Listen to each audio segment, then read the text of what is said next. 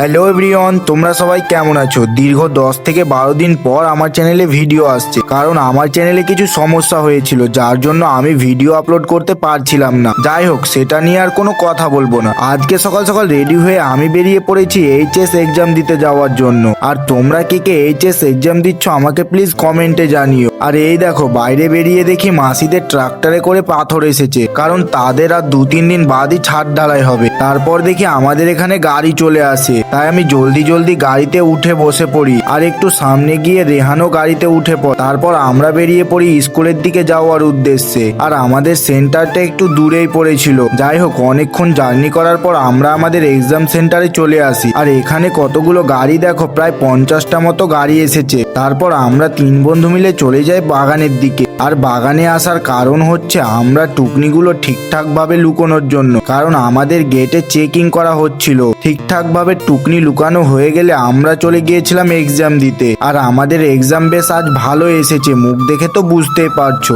যাই হোক, আজকের মতো এইটুকুই। আবার দেখা হচ্ছে তোমাদের সাথে নেক্সট ভিডিওতে।